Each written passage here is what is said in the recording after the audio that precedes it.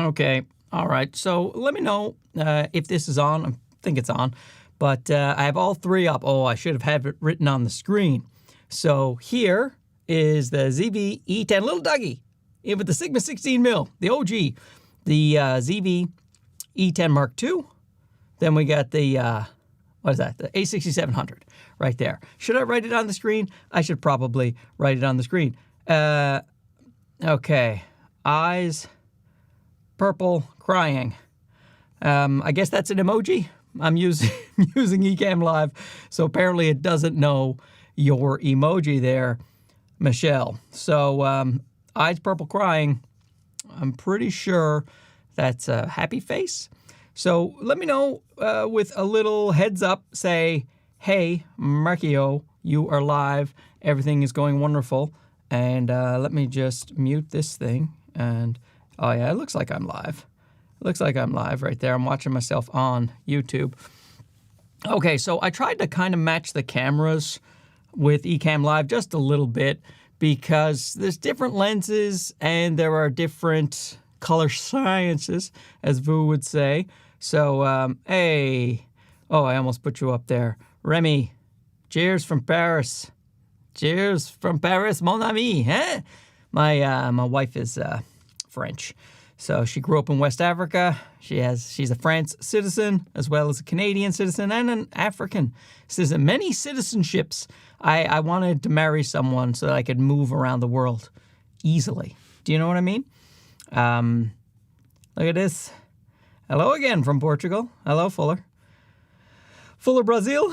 Let's see. And we're live. You know what, Will? I was on time. I was on time today. And so is there any difference between the HDMI? Because I'm going through the Rode Streamer X with the ZV-E10, which is here, because ZV-E10 doesn't have the 4K streaming, 4K 30 streaming that I love so much on the ZV-E1 Mark II and the A6700. So let's see. All good. Thanks, Stephen. I guess it's a little bit, delayed. So I'm reading comments now about me asking. Hello from Australia. Woo. Yeah, Australia. Isn't that as late there, hey? Australia right now. My buddy Mark Weemels is in Australia, and I know he's in bed. So, Shadow Wolf, hey, Mark, you're live. Don't I know it? Don't I know it? You know what? The Canon Color Science. Man, that Vu, he cracks me up. I met him for the first time. Like, well, we leave comments and stuff on each other's YouTube videos, but for the first time I met him at Sony Condo, and he sucked. Hated his guts. No, he was even better than you'd expect, man. It was really great. Look at this, too. Another Brazil. Hi. Hey, Gustavo. That's a cool name, Gustavo. From Brazil. BRB photographer. BBR, sorry. BBR photographer. Big, beautiful something. Is the ZV-E10 still worth it in 2024? Well, you tell me. This is the ZV-E10 Mark I. Mark Bennett, Mark I. So I'm the first Mark. This is the first Mark right here. So the ZV-E10, I am currently streaming 4K on this bad boy, and it is going into the Rode Streamer X, and I'm using a professional XLR Rode NTG3, and this is just standard picture profile with a couple of tweaks in Ecamm Live where they have some sliders so that I could match them to the other cameras a little bit. But absolutely, you can do. It's a great studio cam. It's its stabilization is not the best in the world, so you have to use active stabilization that crops in 40%. But you can use the Catalyst Browse. That's what I like to do. So I put on no stabilization, then I use Catalyst Browse. Makes my footage as smooth as a gimbal. Or you can use a gimbal, and that's handheld. If you're in the studio, and I no overheating issues, at least usually. We're going to see right now because we're going to stream with this. In fact, let's go. Let's put them all up. So Streamer X, and then Streamer X is what the thing is called, but it's the ZV-E10. So ZV-E10 original, Mark II, A6700. Now, we're going bareback. We have no net here because the little Ulanzi fans that I have with the spring, I don't have them on right now. So we're just going to see if we have any overheating issues on any of the cameras, and we're going 4K here. The only thing I'll say is that I haven't connected an HDMI monitor. If you connect an HDMI monitor to your cameras, then you will, in fact, heat up your camera more. Okay, sorry, I almost banned Gustavo. I was just trying to get my thing up. Gustavo, we are still here. Don't you worry. So many little Dougies. I know, right? I got Dougie 1. I get Dougie. I feel like Dougie Jr. is weird because he's the more advanced camera. Still, though, I like the sound of it. Dougie Jr. and A6700. I don't even know if we gave you a name, buddy. We should. Sony's best overall value camera, in my ridiculously humble opinion. I think Stephen. I'm going to say that you pronounce that Stephen, and in Germany. Hi, Germans. The Germans are up. Okay, let's see. Thank you for everything you do for you amateurs, for amateur photographers. Hey, don't forget the pros. All these professional photographers tuning in to see what old Mark Bennett has to say about lenses.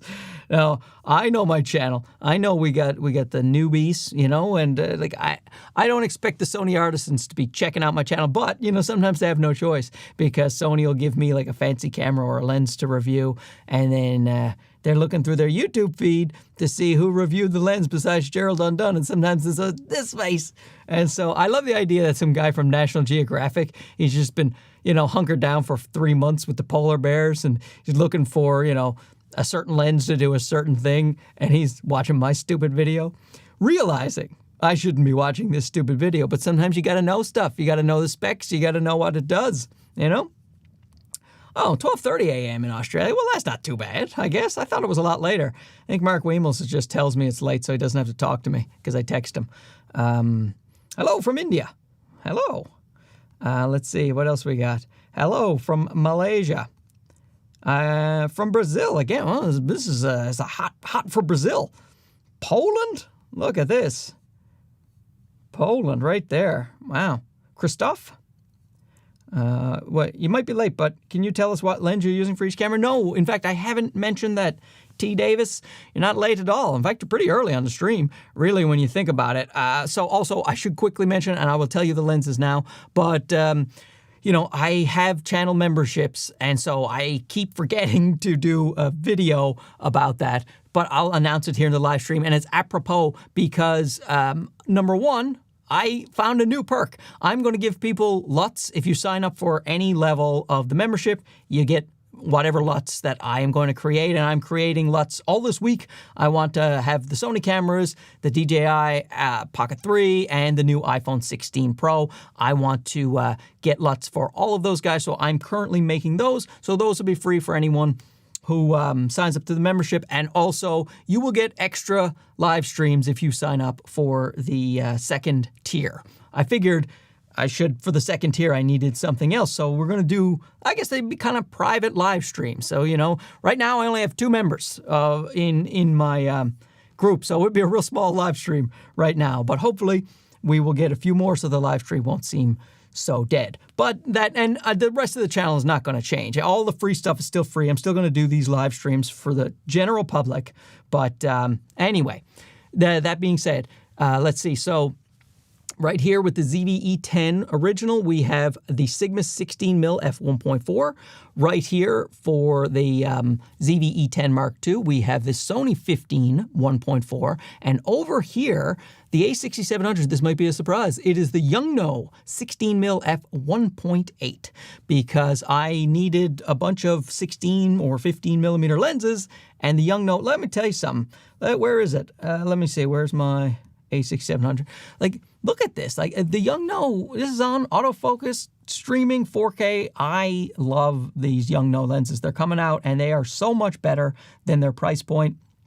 This is a nice bit cheaper than the Sigma 16 1.4. Now it's a 1.8 instead of a 1.4, but my goodness, I'm so happy to have it right now because otherwise, how would I do my 3, APS-C at the same angle? I needed another 16. I got it for Yongnuo.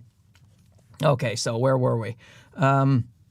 Let's go back to, this is the ZV-E10, the original. Here is old Dougie. All right, Dougie, let's see if we can answer some questions here. And are Brazilians meeting here? One more. Yeah, seriously, what is going on? I gotta get those affiliate links up for Brazil. Everyone in Brazil is watching my channel apparently. I couldn't find any difference between those cameras. Well, part of it is my genius, okay? Now, look, you can see a little bit of stutter, I think, right now. Sometimes that's one of the reasons I like the USB-C so much, is that it's such a smooth data transfer that you don't see any stuttering when you're in the live stream. Let me switch it over to, see, the ZV-E10 Mark II. Like, look at how smooth that is. You know what I mean? Now, so I'm going through the road, so it could be a bit of a road thing. I'm moving my hands weird so that you can see the stutter. It might be a bit of a road thing with the Streamer X, because I find the data doesn't transfer as fluidly as when I am using the Camlink 4K, but I really wanted my boom microphone because my last stream I was using the Hollyland Lark M2, which I love, but I had it turned up too high. My fault, user error, but it peaked a few times while I was doing the live stream because my voice is all nasally and high, and sometimes I go blah, and it goes too loud, and I peaked it. So I wanted to use this mic because I am less likely to peak it. How is the volume? Anybody want to tell me how the volume is? And you know, I can tweak it a little bit, but I think this is about as high as the volume I can get without starting to peak my audio. So there we go. So where were we?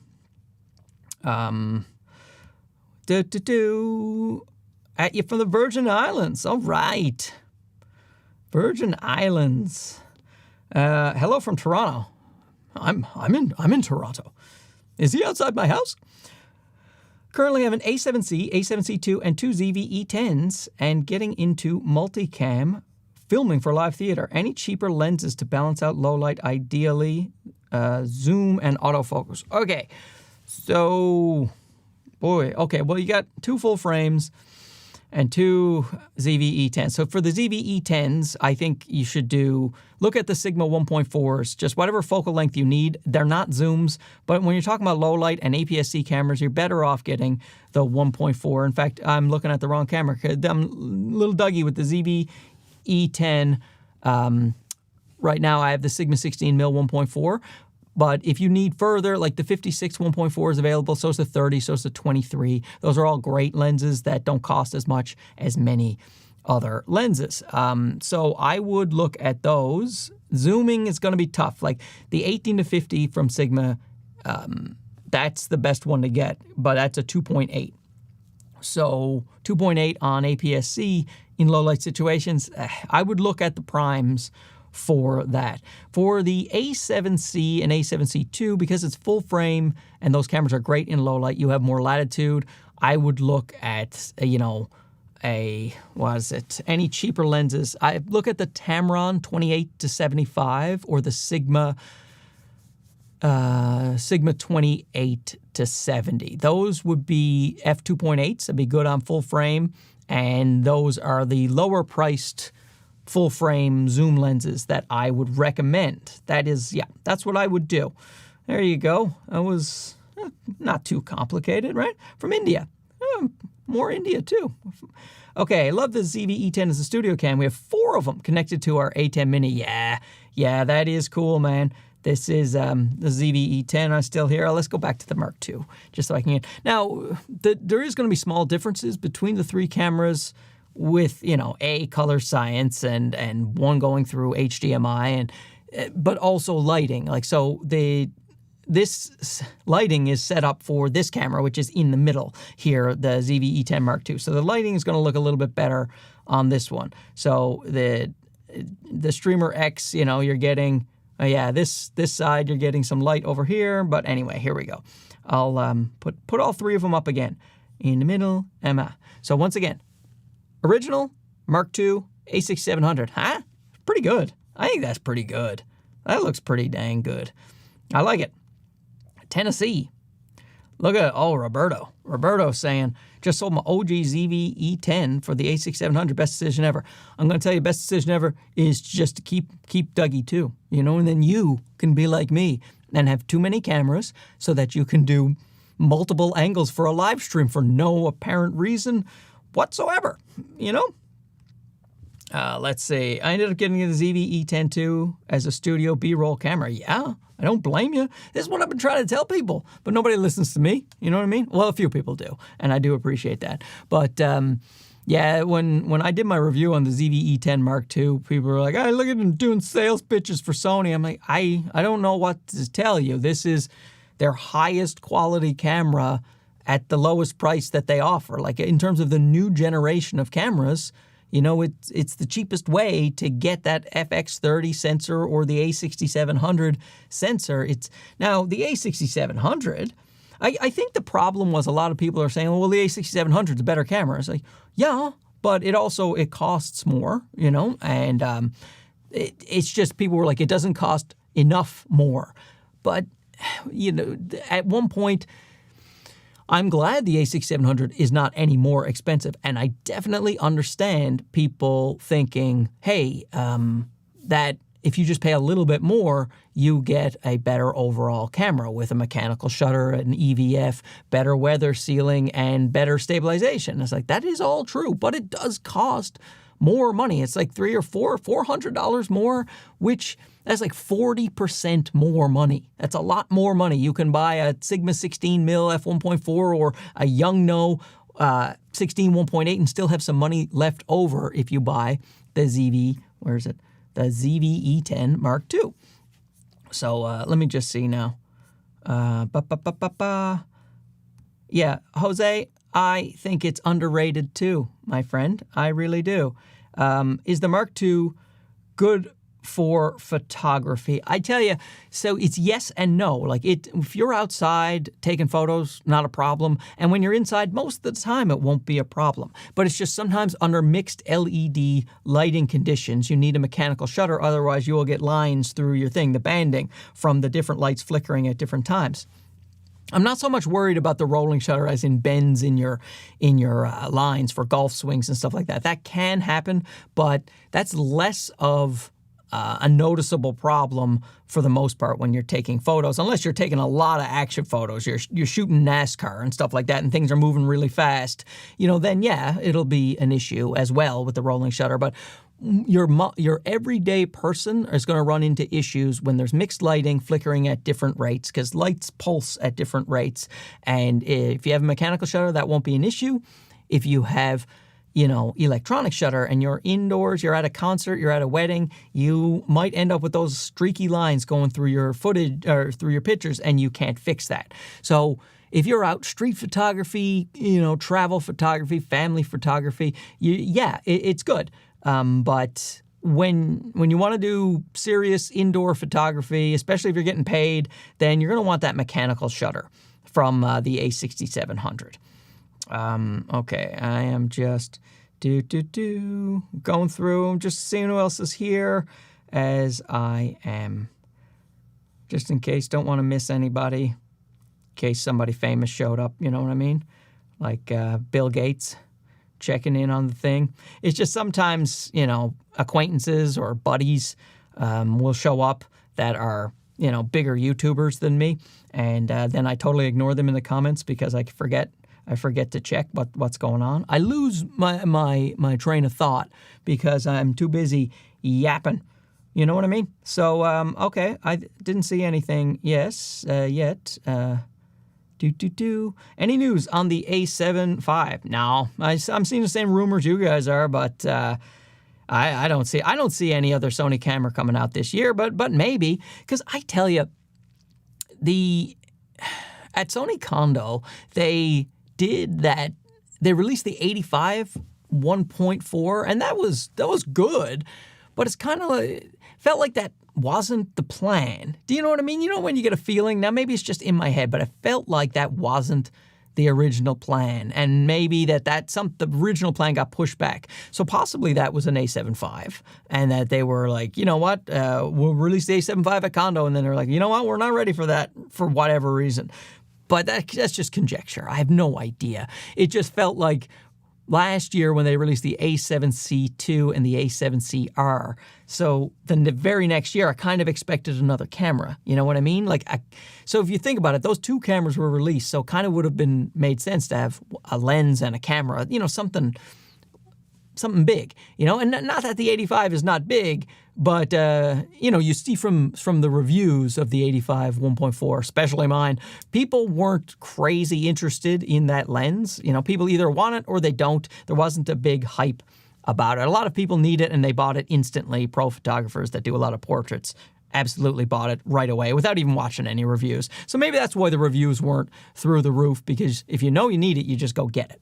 You don't have to watch me or anybody else yap on about it when you know exactly what it does. But yeah, I was thinking, but that's my only thought. But that doesn't have to be the A75. That could have been anything, really. So let's see. Got to know the channel due to the ZV-E10 and now the A6700 as well. Both cameras are great, but for wildlife sports, A6700 is great. Yes, I would agree with that. That's for sure. I would agree with that. Let's see. Put a name under the camera so joining late, you can know which one is which. You know what? Fine, Michelle, fine. You're right. You know what? Let's just do it. Let's do it right now, okay? So, but then I'll have to erase it every time I go back to one main angle. But Ecamm Live lets me do things quickly. So Streamer X, this is that, and then A6700. Okay, so let's make a new text box. Can I do that? Make a new text. New text. How do I do that? Right, like this. Okay, so ZV-E10, add. Okay, add. See, added it already. Next one, text box. Hello, text box. New text box. And I do ZV-E10 2. And there we go. ZV-E10 2. Put it right there on my handsome chest. And now we have one more, right? Text. Kind of cool that you can do this on the fly, even though I'm very slow. A6700. This is not Ecamm's fault. It's just me being a, what do you call that? The two-finger typist. Okay, there you go. Is this right? A67, ZV-E. Yeah. Pardon me.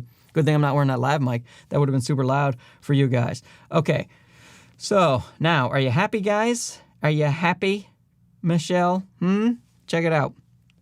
This is the case. Now, remember, I've tweaked them a tiny bit in what do you call it?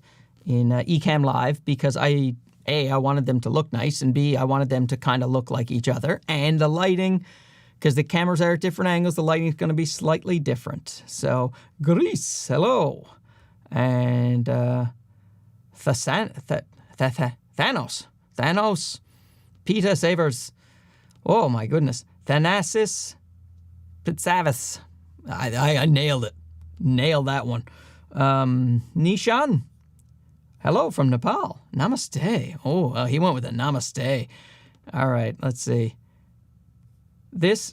Hi, this is Dave. Hey, Dave. It is 2024, and I still use my OG ZV-E10 as a studio cam with the Sigma 16mm. In your face, Gerald Undone. That's right, buddy. So Gerald was disparaging my little Dougie ZV-E10 when I went over to his studio, and I was asking what he would buy on a budget, and he said he would not buy any of the old generation Sony cameras. His point, if we're going to try to give him some credit, his point was like he was thinking about the future. Like for a guy like him who wants to run a channel and a guy who loves color grading and a guy who wants to use log footage and match it probably to other cameras that can shoot log footage and grade well, because the ZV-E10 has 8-bit color. Now you can still grade the log footage pretty well as long as you're in a controlled environment. But, I think he's thinking, well, if I'm going to buy a camera now and I want it to last as long as possible, then I'd like the newer generation of the Sony cameras.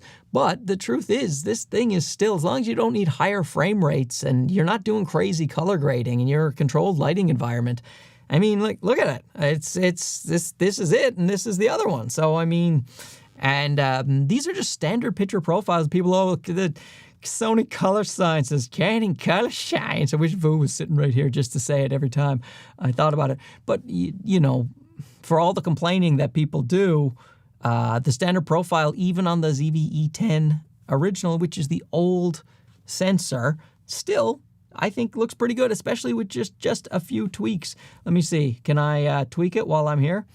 Where is my, okay, so ZV-E10. Oh no, that's the Mark II ZV. There we go. See, so what do I have? The temperature on 6. See, I could just warm it up. Oh, look at how warm I am. So warm. Or I can make myself cold. But I'll just put it back to kind of match the other cameras. Actually, you know what? I think 7 matches a little bit better. What about 8? Oh, no, 14 is too much. What about... Yeah, 8. So a little bit of tweaking there. All right, so where were we? What is happening? Oh, and I will absolutely bail on you guys for a couple of seconds if my iPhone 16 shows up, because today's the day. Apple has been writing me that text message. They wake you up at like 4 o'clock in the morning. Today's the day. It's like, okay, guys, you know, you're excited about it. I used to be excited about iPhones too, and now they're just kind of part of my life. But I'm not so excited that you need to text me at 4 o'clock in the morning and then all day long, you know, it's coming. It's on the way. Right. Take it easy. Stop buzzing my text. Text me when it's at my door. All right. That would be helpful. But they don't do that. They just leave a tag. UPS, if you miss them, like 1 second, they're running. They're sprinting. They're desperate to not catch you at home. Let me write the tag as fast as I can. Bam. You stay at my door for a couple of seconds. Let me get out to the front door, okay? And get my damn phone, because I want to be able to use it this weekend, so to start doing my LUT grading for the phone, you know, and then you guys, if you join my membership, you will get that LUT for free. I'm not exactly sure how I'm going to give it to you yet, because, you know, I guess I'll write you all a message and say, send me your email and I'll send you the LUT. I'm thinking that'll be the easiest thing to do, but I don't know. There may be an easier way to distribute it. Not exactly sure. Fan from Sri Lanka, look at that. Let's see. John says, my end game would be 24 megapixel full frame sensor. Oversampled 6K, 4K video up to 120, no crop in the body. Yeah, jumpins, that would be good. Let me tell you something. If they did an A75, I mean, look, I'm going to buy it anyway. Come on now. This is a camera crisis, and I'm going to buy it. But if it was oversampled 6K full frame, especially if it was open gate, since everyone's bugging Sony for the open gate, it'd be nice. And I got to say, now that I'm trying to do this dumb short form content for Instagram and stuff like that, it really helps with the sponsor people. The sponsors love Instagram. So I'm going to try to do more short form content, and it would be nice to have the camera be able to shoot open gate. You know, I do have the Panasonic S5 IIX, so I might try that one, you know. But it'd be nice if I had one of my Sonys, my regular cameras with my regular lenses to do that. But yeah, those would be great specs, absolutely. Oh, got a super chat. Super chat. You think this year coming a new AlphaCam A6700R?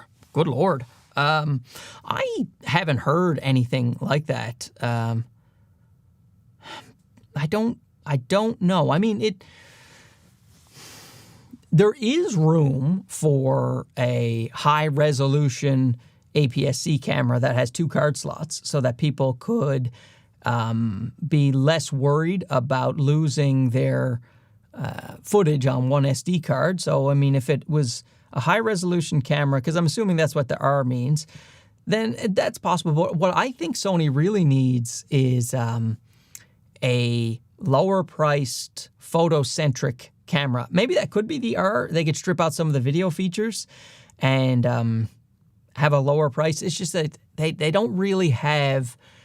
With the ZV-E10 Mark II, since it doesn't have mechanical shutter, it's not the greatest of hybrids, so they don't have anything that's $1,000 or under in the new generation of lineup that appeals to the photographers. You know what I mean? And so they used to do the A6100, and that stripped out a ton of video features, but it still kept the same sensor and autofocus and stuff as the A6400 and an A6600. So people were able to get a lower priced photocentric camera. And I think that's kind of what they really need to do. That's what I think. But I certainly haven't heard anything about that you know. And let's see. I don't know where my voice is going, but I've had to clear my throat. Probably one of my kids gave me another flu because they're back, they're back in school now. I haven't been sick yet, so, knock on wood. I don't know if this desk is officially wood. It's one of those standing desks. I got it from Flexi Spot. I got to tell you, it's really great.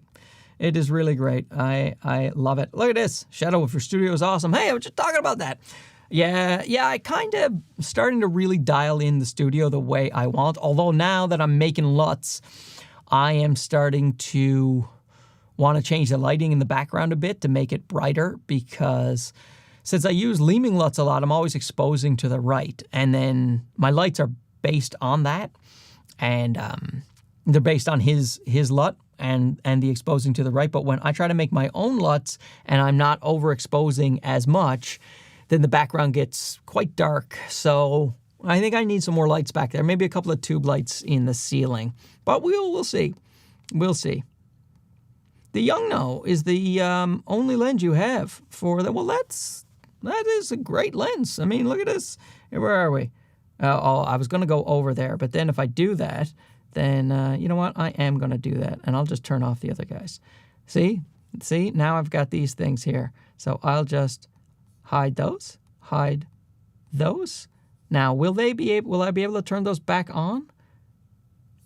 Let's see. No, I deleted them.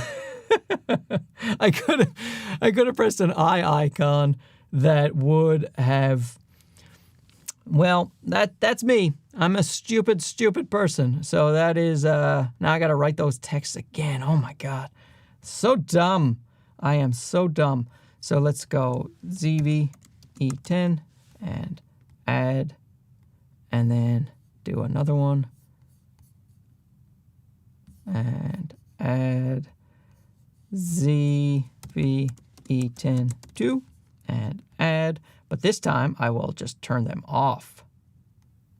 Oops, off and off. Now I've turned them off, but I haven't deleted them. Oh my goodness, what a dummy. What do I think about the 70-350 G lens for APS-C? It's great. It's a little bit pricey, but yeah, no, that's a great lens. It is gives you such reach, like 350 on an APS-C is, what is that? 500, right? What's 350 in half? 150, 500. God, let's see. 350 times 1.5. And it's 525. God, what's wrong with my brain? I'm going to have a little more Gatorade. My goodness. Oh, it's going to make me pee. Okay, let's go back to, let's get rid of my calculator that you guys can't see. Go back to the ZV-E1, but now I have to change this. There is probably a faster way to do that, but hey, what are you going to do? ZV-E10 Mark II. Okay, put that here. Probably a faster way to do that, but here we go. So let's see, the Yongnuo, do these cameras support 4K streaming? Yeah, man, this is what we're doing. That's what we're doing right now. Okay, we'll go Streamer X, and So yeah, this is all these two 4K streaming on USB-C, and this one, ZV-E10, is 4K streaming, but I'm just streaming it through the HDMI. This is a 4K stream, man. We only do 4K around here. That is what we do. Okay, hello from hell, but it is pronounced Utah. I don't know. I've been to Utah, and I think it was lovely. That was my first Sony condo was in Utah, and I thought it was absolutely beautiful. Got some really great shots there. And let's see, ZV-E10, and then A6700, and get the ZV-E10's got to go over here. Here we go. Let's just leave that up for a while, shall we? Do you prefer to see the full screen of one thing, or do you like to see the three? Let me know down below. What are your thoughts on overheating with issues with the ZV-E1? My thoughts are, it's way better than I expected. And I went in, I bought the ZV-E1 knowing it would overheat, but the truth is it hasn't been an issue at all. The only time it's an issue is this. Then when I do 4K streaming through the USB-C, then for a long period of time, more than 25 minutes, then it'll overheat. So I always keep the little Ulanzi fan, and then the overheat light doesn't even come on. It's overheated on me a couple of times doing 4K 120. If I'm doing B-roll for like 15 or 20 minutes and I'm just trying to get, like I leave it on the setting and it's hot outside, then it's overheated a couple of times that way. But for the most part, like never overheated on me recording, doing any kind of, been shooting videos like for an hour and 20 minutes, just sitting here in my studio, doesn't overheat. It's really overblown, no pun intended. A lot of people, now don't get me wrong, if you're gonna, you want trying to film a wedding on a hot day, you get an FX3 or something with a fan. But for your average content creator, that overheating is a non-issue. And I know tons of guys now who have the ZV-E10, and none of them have issues with overheating with the way they shoot. So as long as you're aware of the limitations, I mean, it is, good budget cine lenses. Oh, Seven Artisans makes some really good ones. I think I did some videos on the 7 Artisans. They make some good cines. Cheers from Yellowknife. Okay, leave all 3. You guys like that with all 3? I got 1 vote for all 3. Okay, let's see. What other questions do we have? There's so many. Waiting for Black Friday to get the ZV-E10 Mark II. I will say, Black Friday, maybe the ZV-E10 Mark II hasn't been on sale yet, so it's possible, but I doubt it. Sony usually doesn't put their brand new cameras on sale on Black Friday, but it is a ZV camera, so they might, because they put the ZV-E10 Mark II usually on sale for about $300 off. The ZV-E1, did I say it right? The ZV-E1, they usually put for about $300 off on like a Black Friday or a big sale day, and that is a great deal. And I think everybody should buy that at that price if it's in the budget. But they might, if they knock money off, it'll be $100. It's almost a guarantee. If they drop a price of a camera, they drop it by $100. Except the ZV-E1 for some reason. A7 IV sometimes goes on sale for $200 off, but that's, not a new camera. So there you go. Let's see. What lenses am I using right now? Well, I am not going to write those on the screen, but maybe I should. It'll just take too long. We got ZV-E10 is Sigma 16, Sony 15, and the Yongnuo 16 for the A6700, which, I've said before, but I understand people are joining the stream, they're leaving the stream. I'm watching the numbers. It's been bouncing between like 95 and 120. So Jonathan Wu says he thinks the A6200 is still missing. Yeah, I mean, that'd be great if they could have like a more photo-centric hybrid, I think the problem with the new sensor is not as much of an upgrade for pure photography. Yeah, well, photography I think Mark Wiemels said that, photography, the sensors have been good enough for like over a decade now. You can take amazing pictures with any camera that's come out in 10 years, for sure. And so most of the improvements are in the video features, but there are some really good autofocus improvements, and it's nice to get more of your shots. I should also have the Osmo Pocket 3 Oslo. I know you said you meant Osmo because I saw that later. Those looking for a vlog camera, since the ZV line aims at that. Yeah, maybe I could put up the Pocket 3 for one of these streams. I'm trying to find ways that people might get interested to just check out a stream anyway. Curious to see if DJI joins the mirrorless arena. Yeah, I mean, it does. People are talking about it a lot, and I mean, with their what do you call it? The one that looks like a chicken. Like they've made lenses, they've made a camera, full frame camera. So it's fan from Sri Lanka. Cool. So it is possible. Hello from the Philippines. Just got the ZV-E10 Mark II. Love the 10-bit difference. Using my Sigma 16 Yummy bokeh. Yeah, I mean, when you go to grade that 10-bit footage and you're doing your own color correction, it is really, really great.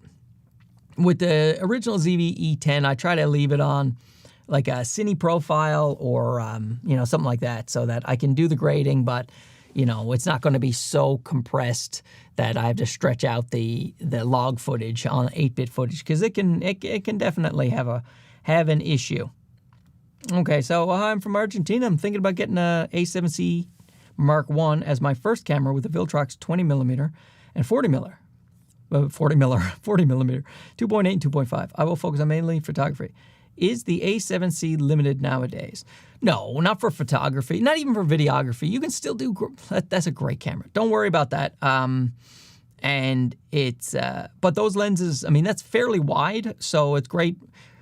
20 is great for landscape. 40 is great for cityscapes and casual photography, city, travel photography. But you don't have anything like that's in a portrait lens. So, for the A7C II, you can look at like an 85 1.8 from Sony or from Yongnuo or something like that. And the 85 1.8 will give you those nice head and shoulders portrait shots with a really blurry background and, blow people away with your photos. So, but still, absolutely, I'm thinking about doing another video on the A7C about how it's just such a great camera that people think might be too old, but in what way? Like, it's still, you can do so much. Like, I'm talking about the ZV-E10 and all the stuff it can do, and the A7C is just a better version, a full-frame version of this camera with a viewfinder, and it's such a great, the A7C is such a great camera.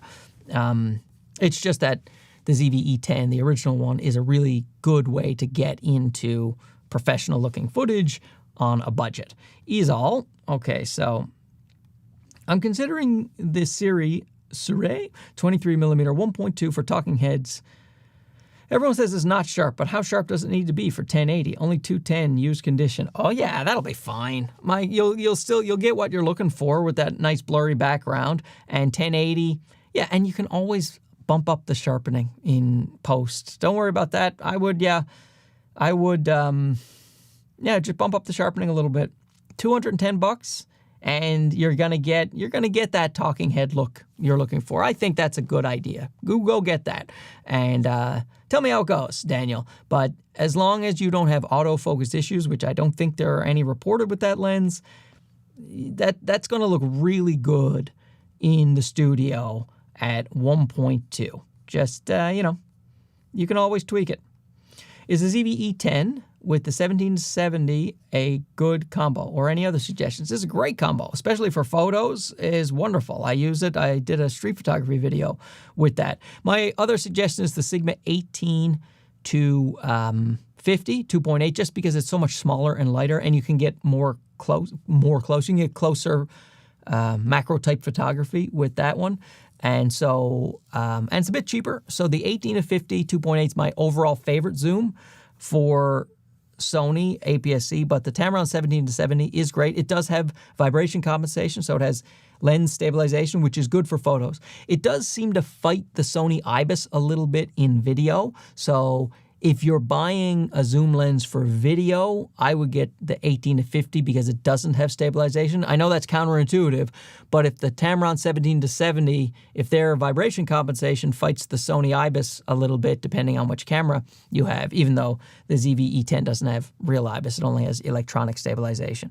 But anyway, yeah, that is a great lens, and especially when it comes to photography, it's just a bit bigger and heavier than the 18 to 50. But that's it. Those are the two lenses. If someone says, tell me what zoom lens, all-purpose lens to buy for Sony APS-C, I always say those two lenses. 18 to 50 Sigma 2.8, 17 to 70 Tamron 2.8. The Sony, 16 to 55 2.8 is amazing. It's just it's a lot more expensive than those lenses. That's all. Can I show the angles I have them placed at? Well, I don't. Can I do that? Can I hook up my phone to my thing? Ecamm camera, show camera, Marks iPhone camera? Can I do that? Whoa. Oh, I did it. Oh my God, eCam. Okay, so there's the angles. So that's my blackout curtain behind there because the sun is streaming in here. And this is, where is it? That one is the A6700 ZV-E10. Oh, well, it's already written on screen. So what's written on screen is correct. These are the cameras. They're basically, and there's my light here and my light here. And that's it. And this is the computer. And I will disconnect. Oh, did not disconnect. Okay, so I will just go back here. I'm still on. Now, yeah, I'm sure I want to disconnect. Gosh. Phone. My phone. Oh, my wife just texted me. What does she want? How did it go this morning? It's great. She's talking about my kids. My wife went to Winnipeg, left me alone with the children like an irresponsible parent she did because she left them with me, who's actually irresponsible. But I did all right. I gave them lunches instead of vegetables. They got a bunch of cupcakes. But, you know, it's Dad. It's Dad's week. Right? She'll be back tonight, thank God, because I am. It's not great. It's not great with me. Look, oh, MarineX just became a member. Oh, this guy. He's a moderator. Now he's a member. Appreciate MarineX. If you want to know anything about streaming or EDC, everyday carry, you go to MarineX's channel. My goodness, he knows what he's doing. His streams are so much better than mine. Organized, he's got graphics, he's got sound effects. It's so great. And I've left up, I've left up a whole, see, this is what I mean by just not organized. Okay, so that one, I have to do them in order. There we go. Streamer.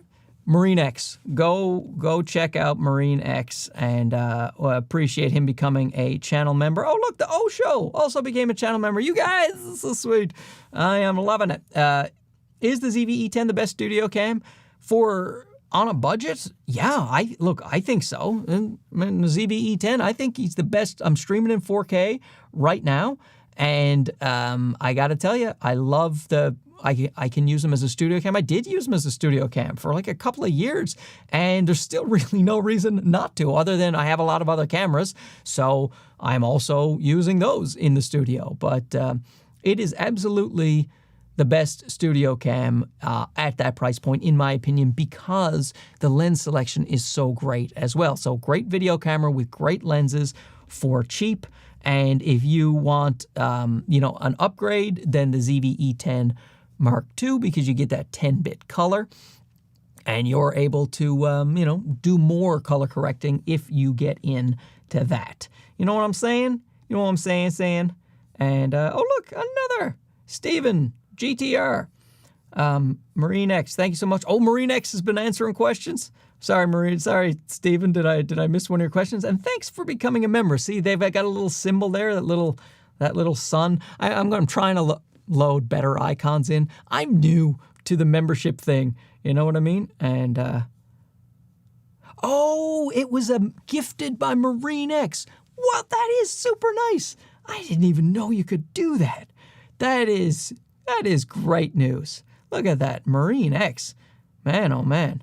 He gifted, look, it's written right there, gifted one Mark Bennett's Camera Crisis membership. Well, that is great. Now I got to go on his stream and do that, because otherwise, you know what I mean? It just, tit for tat. But I'll have to do more videos about EDC, because I think MarineX is doing well on his channel, and I am, you know what I'm saying? What do you think? I'm doing okay. I'm making a living. It's compared to my stand-up comedy salary, that's a low bar. Stand-up comedy is a low bar. You don't have, you're not sitting around with Elon Musk money. You know what I mean? When you're a Canadian stand-up comedian. So it wasn't too hard to replace that salary. But a guy like MarineX, he's a smart guy. He's a business. I almost lost my voice. He's a businessman. He knows how to do business. I don't. Would you recommend between the Sigma 56 and the Viltrox 75 price to performance? Oy, that is tough. They're amazing. They're both amazing. You cannot go wrong with either of those two lenses. The Sigma 56, though, is so much smaller and lighter and a bit cheaper. And so you're still going to get great image quality. But if you don't mind carrying around a bigger lens, and you don't mind standing a little bit further back from your subject, your portraits are going to be mind-blowingly good. So my portraits on an APS-C camera with that Viltrox 75mm 1.2 are equivalent to when I use a full-frame camera with a very expensive lens. You know, like if you can compare an 85, certainly an 85 1.8, because full-frame field of view, depth of field, you get about a 1.8 on the Viltrox, but you're also at a distance of about 135 millimeters if you do full-frame field of view.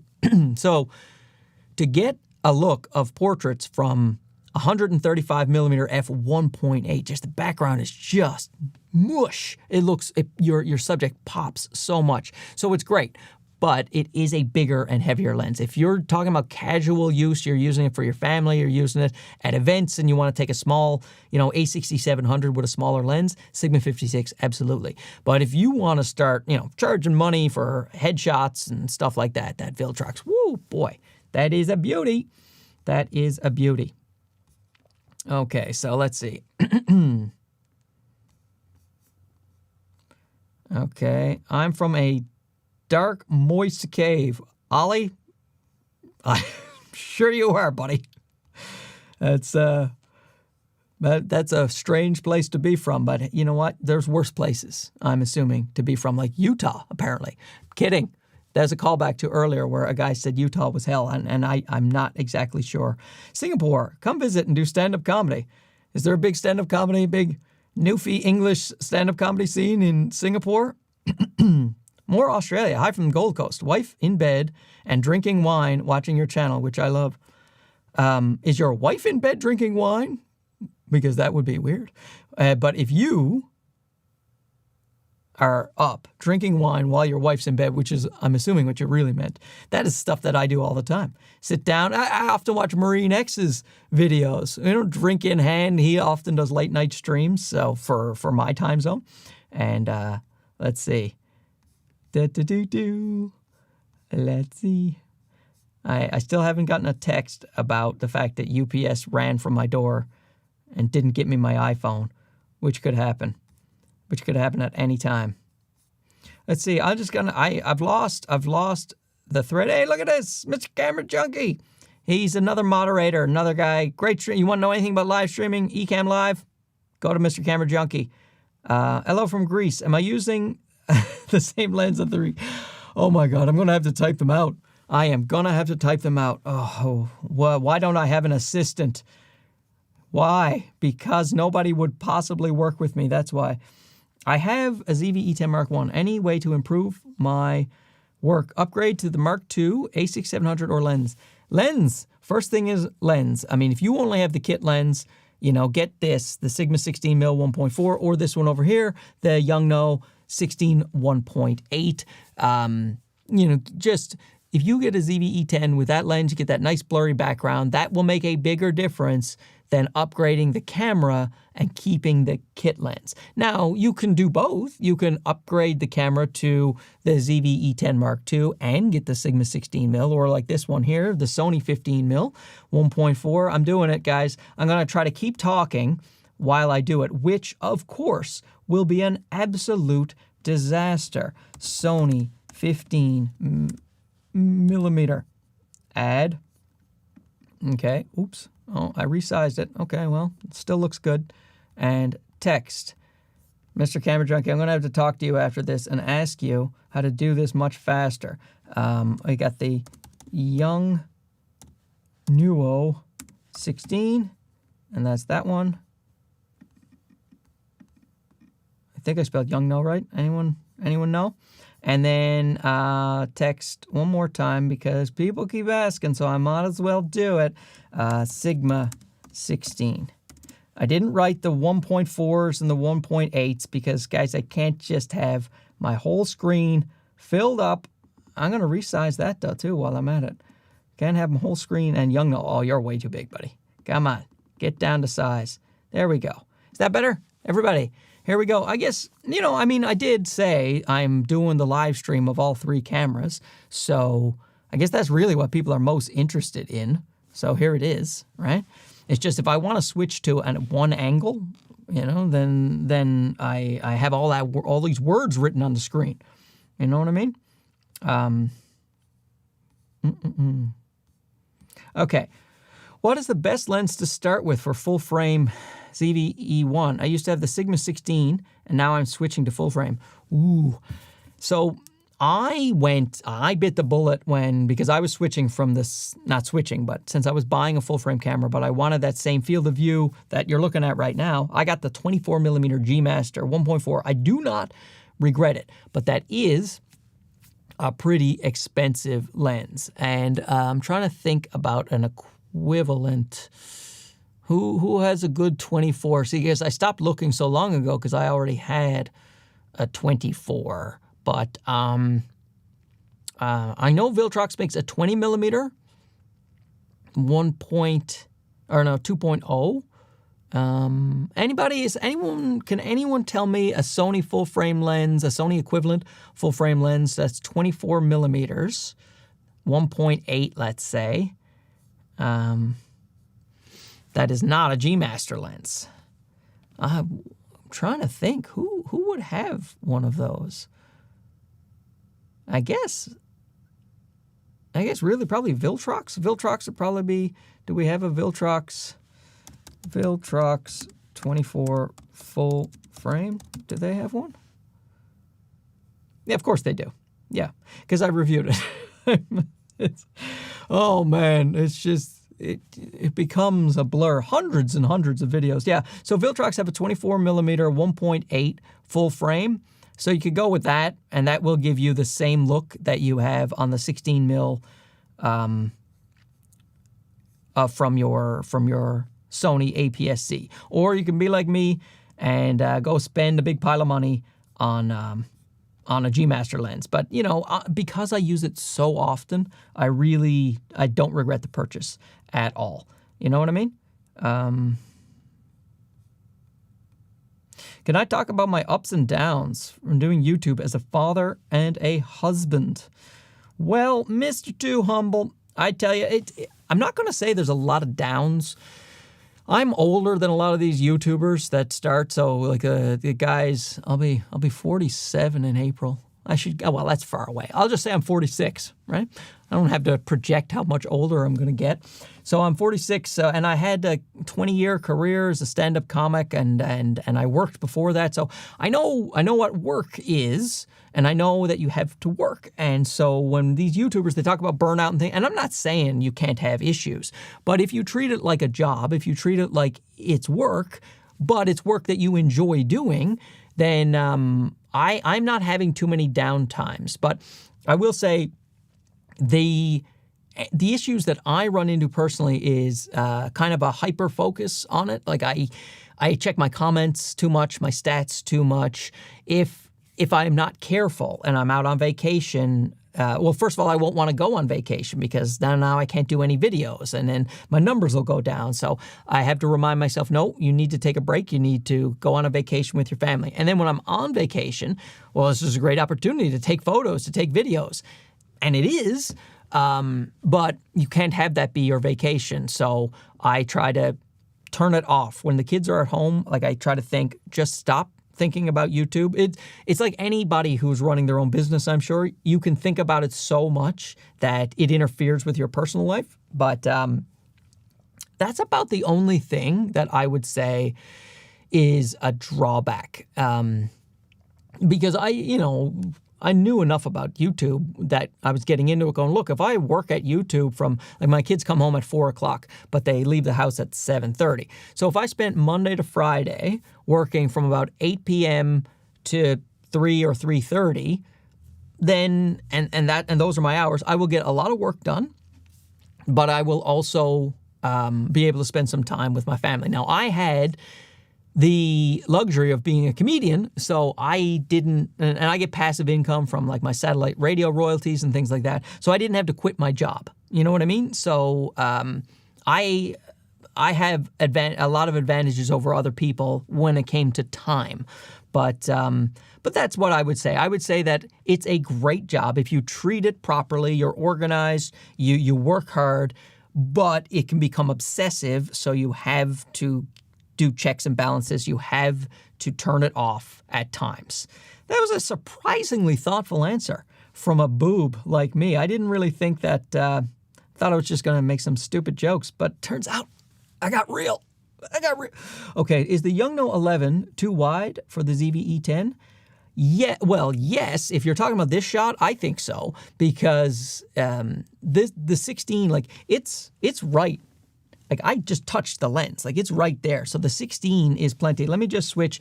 Ignore all the words on the screen. Okay, so this is a 16 millimeter. Now, if you had an 11 millimeter on this camera right now, just the wideness of that is bonkers. For vlogging, that's great. When you're holding the camera like right here, you know, that's great. But that's when you want an 11. But for a studio, I like this 16. Now let's see can I get all my cameras back? Streamer 1, 2, and 3. Huh? Yeah, I did it. I have the order down now. Just one right there. Okay, so favorite small camera bag to take when traveling with the A6700, and what 2 lenses are you taking? Oh, buddy. I love the mirrorless mover. It's just, I've had it since the start, and I just don't, and it's not here with me. It's in my other house. It's in one of my estates. No, I'm in my garage, and so it's in the house. But it's in one of my many properties.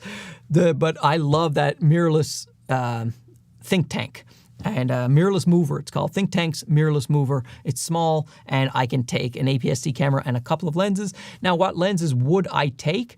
I mean, I test a lot of lenses, so chances are I would just take whatever I'm testing. But if you were to say to me, you're quitting YouTube tomorrow, what lenses would you take just for personal use? I would do the Sigma 18-50 2.8 and the Viltrox 75-1.2. Because that way I could get those banger portraits, as Peter McKinnon would say, to bangers. I get those banger portraits with the 1.2. It's a bit big though, or the Sigma 56 1.4, because let's say I wanted to travel lighter, that. But it's just, I like to have a nice portrait lens, because like when people see you with a camera, your family or friends and stuff, and they want to get a picture taken, you know what they want? They want that blurry background. They want to look at the back of the screen and go, ooh, I look pretty. And the blurry background makes them pop out.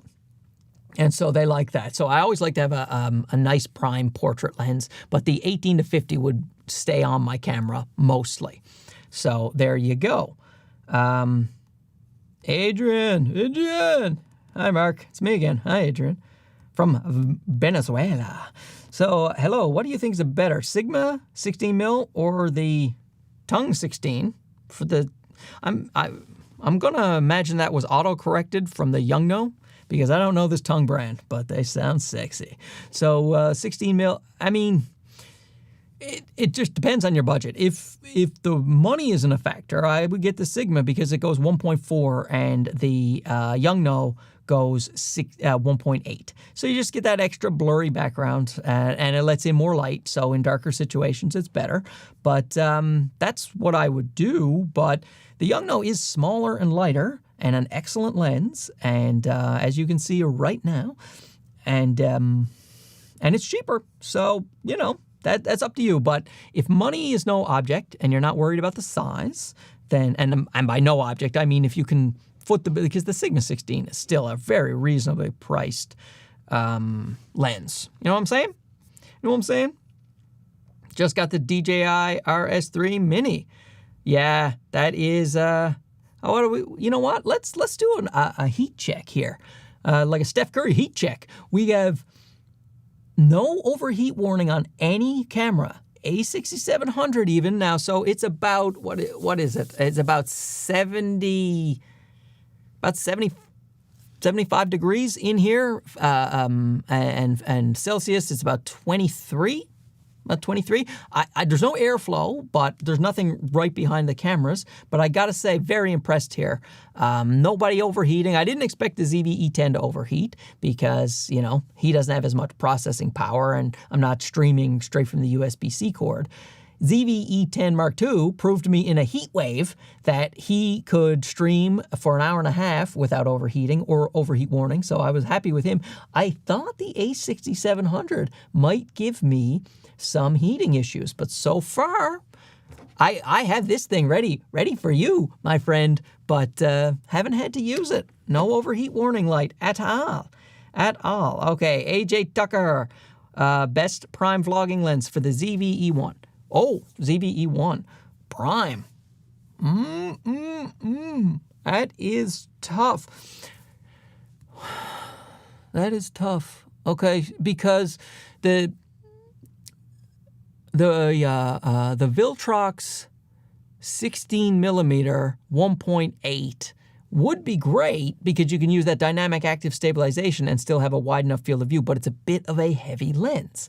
So I actually like the Sony 16-25, even though it's not a prime lens, it's a zoom, but it's 2.8. So I'm able to use it at 16mm and use the dynamic active stabilization. There is the very cheap and very small and light Viltrox 20mm f2.8. Is it 2.8? Yeah. Yeah, so that's the same 2.8 as the Sony lens, but it's much cheaper and smaller. But that is 20mm, so use that dynamic active stabilization, it's going to crop in.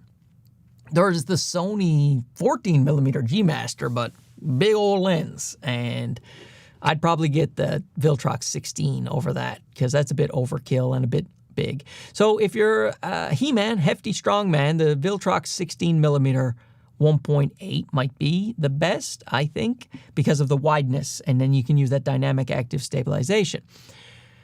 The Sony 20mm G lens 1.8, I find it's a bit tight for dynamic active stabilization. That's a pretty good lens.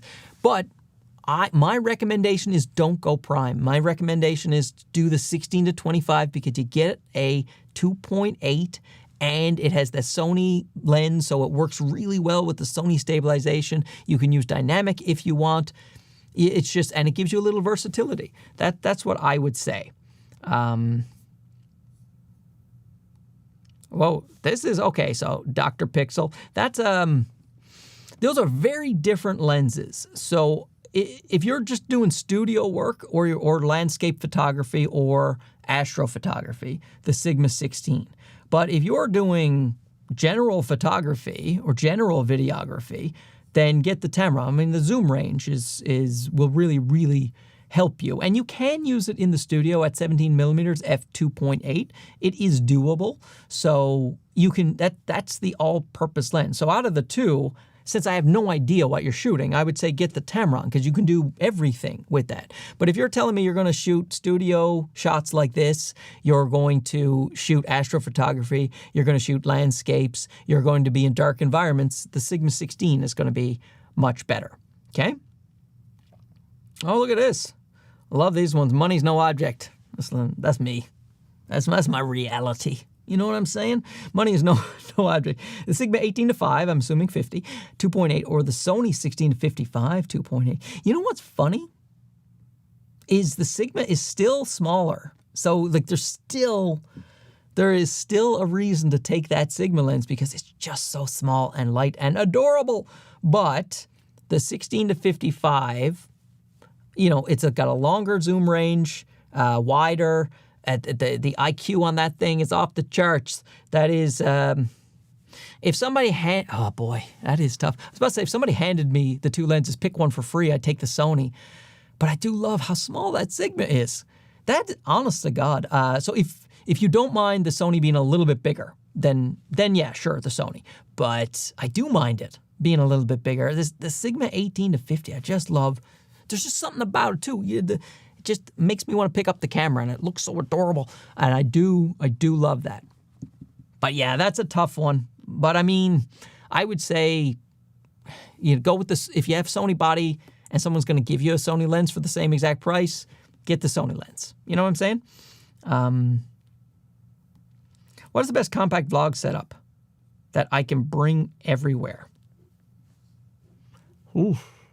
I mean, it's probably the point and shoot ZV-1 Mark II.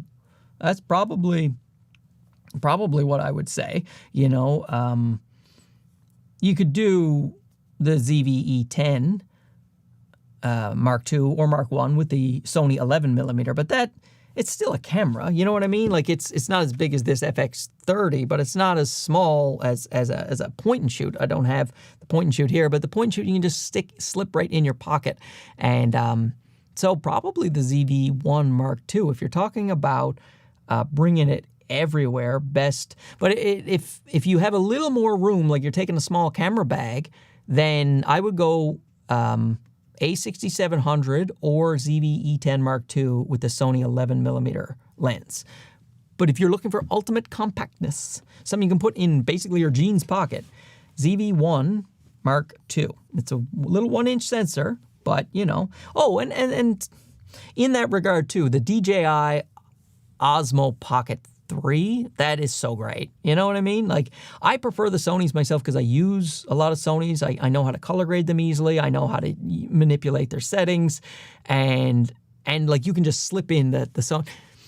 Whereas the DJI, you got to clip it back into its case and put it, like it's a little more finicky in terms of it's not so rough and tumble. You can't just like throw it in your camera bag quickly. You can't just turn it off and the lens just collapses. You turn it off, the lens collapses. You got to put it in the case, and then you got to find a place to put it because it's, you know, not a. But the DJI Pocket 3, many people are very, very happy with that for their overall vlogging setup. And you can get the DJI Mic 2, the wireless one that connects Bluetooth to it, so then you can have great audio as well. So that would be my suggestion. DJI Pocket 3 with the DJI wireless mic, or a ZV-1 Mark II. And then you'll have to find your own. You could do a different. Do I have any here? No. Some Godox, some kind of wireless microphone. You know what I'm saying? But that's what I would do. That's what I would do. Okay. Oops. Sorry. Ban Adrian White? No. Why? I don't know why it's so easily to ban people. Landon. Oh, good old Landon Bailey has a tech channel, has a guitar channel. He is responsible for this. So you guys, if you hate my face, and if you are, why are you watching this? But if you hate my face, it's Landon's fault, because he was telling me, you get that Google Wi-Fi. That's what they call it in France, the Wi-Fi. You get the Google Wi-Fi Pro, and the range might actually get to your garage, because guys, you know I have a big estate here. So in order to get the range, I was losing my Wi-Fi by the time I got to my garage. I tried some extenders, it wasn't working. I had given up hope, but Landon Bailey said, go through my affiliate links and buy this Google Nest Pro. So I did, thinking he was just trying to scam me, but turns out, no. Where do I park my Cybertruck now that my garage is full? Hello from Ontario. I don't know. One of my servants parks us. Come on, Landon. What? I parking my own Cybertruck. Oh my God, I got 2 or 3 out there somewhere. I really like those ugly things. My car, but not that anybody asked, is I got a Genesis. Those I just like that they have no haggling at the Genesis dealership, so the price is the price. And I had a Volvo before this, an XC60. It's the same class, my Genesis GV70, and I just didn't want any more haggling. Now, Tesla they just have the price as well, but Tesla, you need to charge your cars, and I have a house built in 1920, so my electrical is not great in terms of trying to charge things, so I would have to upgrade my entire electrical before I got an electric car. I don't know if the electric car I would get would be a Tesla. Might not be at this point, because there's some cool stuff out. I like me some BMWs, like me some German cars. You know what I'm saying? But look at this. John, you helped me pull the trigger. Found a used ZV-E10. I picked up a Viltrox 23 1.4. Pleasantly surprised as focus speed. Boy, yeah, I tell you, the Viltrox are killing it. They are just really, really great. Ring notification. Who's at my door? Oh, it was a mail guy, but it wasn't my package. I almost ran out of this stream to hunt down a guy just delivering a flyer. Still, Still, that was exciting for a minute, shall we?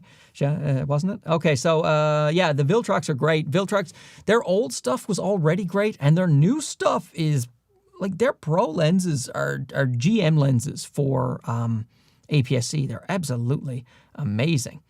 Look at this. Okay, Adrian's got an actual question over here too now. Get the FX30 or the A7 IV next? I already have ZV-E10 with the 18-50. Well, FX30 is a fantastic upgrade path, for sure. But things will be different with a full-frame camera. You can, especially if you, here's what I'll say, Adrian. If you're doing video only, the FX30, I use the FX, if I have to go do a video project, I have the A7 IV and the FX30. And if I were to leave the house to do some video, I would take this. It's just an easier camera to use for video, and the full frameness is not really worth it unless you're in really low light situations. And this is good in low light too, but if it's really low light, then maybe the A7 IV. But almost always, if I have to do a video shoot, I'm going to take the FX30 over the A7 IV. Now, if I have to go do a we'll see shoot where I'm going to take photos and videos and I want a pro camera to go with my pro video camera, then I take the A7 IV. So that's what I would say to you, is if you are planning to do photos to go along with your video, A7 IV out of those two. If you plan to just continue to shoot video, then, FX30 is a better video camera in terms of usability and features, and that you already have the Sigma 18-50, and overall the lenses are much cheaper. Now, let's see. I haven't gone through my comments in a while. Oh, Mr. Camera Junkie, what am I waiting for? Mr. Camera Junkie, I'm waiting for the iPhone 16 Pro. I got to get those YouTube views, like iJustine and iPhonedo, and I should have called myself iCamera Crisis. But hello from Thailand. That was from a long time ago. Whoops. No, I don't want to ban you. Gosh, I wish I'd stop hitting that. I'm just gonna go. Sorry, super chat. Okay, AJ Tucker. Sorry, buddy. I missed your super chat for a sec. You are handsomer than Gerald. Well, yeah. I mean, you didn't have to pay money to say that. Everybody knows that. You know what I'm saying? AJ, everybody knows that. Let's see. But I appreciate the super chat. That is very kind of you. Let's see. I just want to make sure there's nobody. I missed Jason Vong the last time he was here. And so that made me feel kind of bad. Oh, well, here's A. Jason. Cameras are awesome. I want to get a tutorial on how to be handsome. It's all about skin routine. You got to exfoliate, use soap. That is the problem. There's not much. Oh yeah, we already answered that because I'm just typing in Jason just to see if Jason Vong was back, because I didn't. Who else do I know? Arthur R. He wouldn't be on my live stream. I haven't seen him here before. Okay, so let's see. Kyle Bull, Mark, Kyle. Look at this. So confused between the A6700 and A7 IV. Having sleepless nights because of this confusion. Which one should I buy? Sleepless nights, my goodness. Okay, so here's what I'm going to say. The A7 IV is obviously much more expensive, but it is a full-frame camera with 2 card slots. And I think if you have the budget, the only thing the A7 IV is really missing from the A6700 is, the new AI chip and all that stuff, but honestly, in real-world use, the A7 IV's autofocus is amazing. You don't have to worry too much about that. But if you're struggling this much, I would say just go with the full frame camera, because if you can afford it, if the budget is not the issue and you're just trying to decide which one, like 4K 120, do you use that? If you do, like it has 4K 60, the A7 IV, but the 4K 120, if you use that a lot, then that's one big thing for the A6700. It's also smaller, lighter, more compact. The lenses are going to be cheaper as well. But, people on their photography journey, they often, especially when they're doing a lot of photos, and it sounds like you're doing photos, they like the advantage of having a full frame camera. A lot of the, not necessarily a lot of the time, but some of the time. There's times when it doesn't matter at all, but there are times it does matter. And for those times, if it's in your budget, then do that. But like if you're stretching, if you're like, you can barely afford the camera body, the A6700 with good lenses is going to do better than an A7 IV with a kit lens or bad lenses, you know? So just make sure you have enough in the budget for the A7 IV and potentially some more expensive lenses. Almost there. My watch told me that I've almost hit my fitness goal of standing up. Well, I haven't. So I hope that cleared it up. I don't know if it did, but when you're having doubts like this, if you have the budget, usually buying the more expensive one, look, I'm just talking for me here, that works out for me. You know what I mean? Like I use my APS-C cameras more probably, but it's because the jobs that I'm using them for, I find them more appropriate. And but there are times that I need to go down. Like my kids had like a little school fair, and one of the principal asked me, hey, can you come take some photos? And you better believe I took an 85mm G Master with an A7 IV because I wanted that school to post those photos and everyone to go, oh, hey. And that was the best combo I had to do that. You know what I mean? So I could have taken an A6700. Now, granted, I didn't have the Viltrox 75 1.2 at the time. You take an A6700 with that Viltrox, that would have wowed them too. So I'm contradicting myself here. No, but, you know, I would say if it's sleepless nights, get the A7 IV. Unless you really need 4K 120. Okay. Listen, any tips for a newbie on the ZV-E10? Mainly used for vertical vids. So, number one, watch my channel. I got lots of ZV-E10 content. I would suggest start in standard picture profile and sit in front of a window for sunlight, or get yourself a nice COB with a softbox, a chip on board, a nice, like an aperture, you know, I'm trying to think of what's their cheaper, maybe a Zhuin G60 or a newer 60 watt COB with a softbox. Lighting is going to be the thing that makes your videos look the best. And if you don't know how to do any lighting yet, sit in front of a window with sunlight, you know, and then just use the auto mode first. And then you can figure out things like your shutter speed and all that stuff. Use intelligent auto. You'd be surprised at how well that works when you're using sunshine. When you use the sunlight with your automatic settings, it'll come out quite nicely. And then you can tweak from there. Okay, so let's see. I've just left all three on. Is this weird? Or do you like that? Do you want to see any of them? And you know what? Let's just ignore the words on the screen, but I want to give you full screen. ZV-E10 Mark II, full screen. Ignore the words on the screen. And ZV-E10 regular, original. Yeah, Dougie. No overheating on you either, buddy, is there? And now we have, that's back to the ZV-E10 Mark II. This A6700. Huh? How you doing? Nice to see you. Okay, so I'll go back.